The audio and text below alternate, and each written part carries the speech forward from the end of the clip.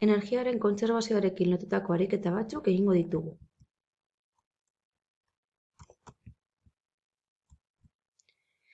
Gogoan izan energia kontserbatzeko printzipioak dioena. Sistema batean kanpo indarrik ez badago, adibidez marroskadura indarra edo kanpotik egindako bultzada bat, sistema baten energia mekanikoa konstantea izango da. Hau da, ez da aldaketarik egongo. Hau da, hasiera batean energia mekanikoa eta amaiera batean energia mekanikoa berdin izango da. Horrek, baimenduko digu, hasierako egoera baten energia mekanikoa eta amaierako egoera baten energia mekanikoa berdintzea.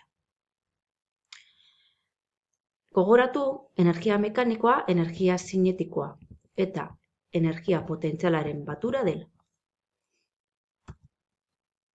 Badaukagu ariketa bat egiteko ondorengoa dioena. 500 gramoko objektu bat botatzen dugu vertikalki gorantz, hasieran 20 metro segunduko abiadurarekin. Kalkulatu behar dugu objektuaren hasierako energia, hau da, lurretik gorantz botatzen dugunean daukan energia, eta zein izango da objektuaren gehienezko altuera. Lehenengo atala egiteko, objektuaren hasierako energia. Galdetzen digutena da energia mekanikoa. Ez denean ez aipatzen energia mekanikoari buruz ari gara galdetzen. Energia mekanikoa, esan dugun moduan, energia zinetikoa gehi energia potentzialaren arteko batura da. Hasierako energiari buruz galdetzen digutenez, horregaitik hemen azpi 0 hau, bale?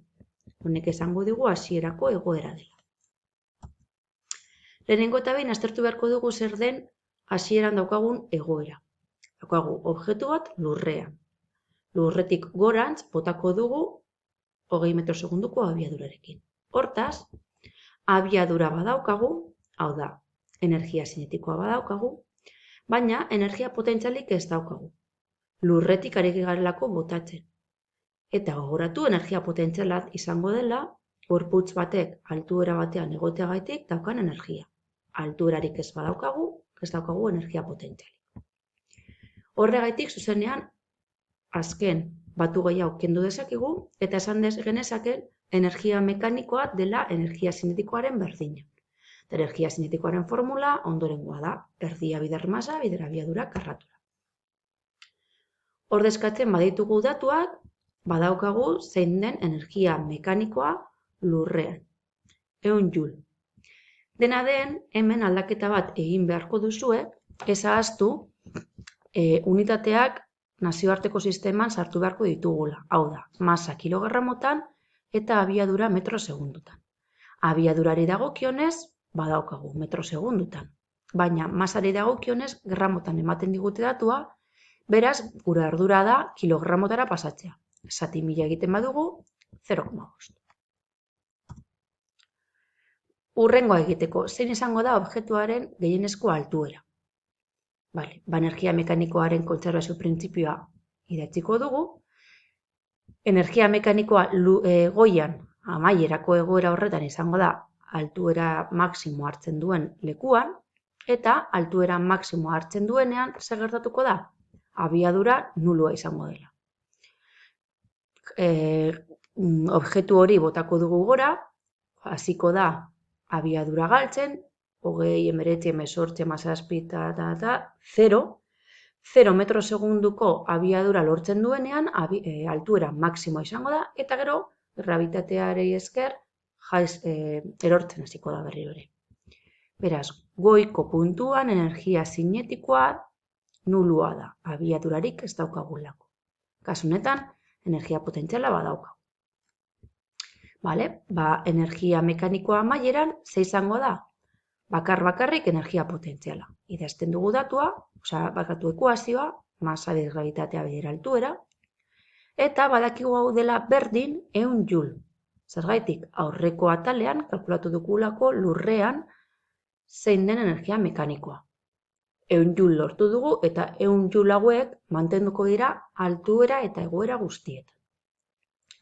Ordezkatzen baitugu datuak, masa kilogramotan 0,5, gravitatea 9,8, altuera ez dakigu, berdin 100, eta hemendik askatu behar dugu altuera. 20,41 metro. Hurrengo ariketa batean, daukagu plana horizontal batean, txirrindulari bat, 72 km orduko abiaduran doana. Zer gertatzen da, momentu batean arrapala bat igo behar du, eta arrapala igotzen doan heinean, gelditu egiten da. Txirrindulariak bizikletaren masa, 80 kg. Marruskadurarik ez daukagu. Lehenengo galdera, energia mekanikoa. Bale? Idatziko dugu formula, energia mekanikoa da zinetikoaren potentziala, hasieran esaten digunez, badakigu txirrindularia lurrean dabilela mugitzen, lurrean altuera 0 denez, batu gai hau kendu dezakezu. Aldiz, abiadura daukanez, ezin dugu kendu energia zinetikoa. Kontuz, ez ahaztu, nazioarteko sisteman egon behar direla datu guztiak, beraz, kilometro orduko abiadurak ez dira onartzen formulan sartzerakoan. 72 km orduko abiaduran, metro segundutara pasatu behar dugu, bider mila, zati 3600 egiten. 20 metro segundu. Orduan orain, ordezkatzen ditugu datuak, energia zinetikoaren formula eta datuak dagozkion unitateekin 0,5 erdia masa kilogramotan abiadura metro segundutan. 16.000 joule. Gero, txirrindularia hasiko da arrapala batean igotzen, rampa batean igotzen, eta amaieran geldituko da. Gelditzen bada, abiadura izango da 0. Beraz, energia zinetikoaren batugaia kendu dezakegu. Zer gertatuko da? Orduan, hasiera batean dituen 16.000 joule horiek diela berdin, esango dela berdin, amaierako energia potentziala. Ze zinetikorik ez daukagu amaiera. Lehengo berdina jartzen dugu formula, ordezkatzen ditugu datuak, eta hemendik amaierako altuera bakandu behar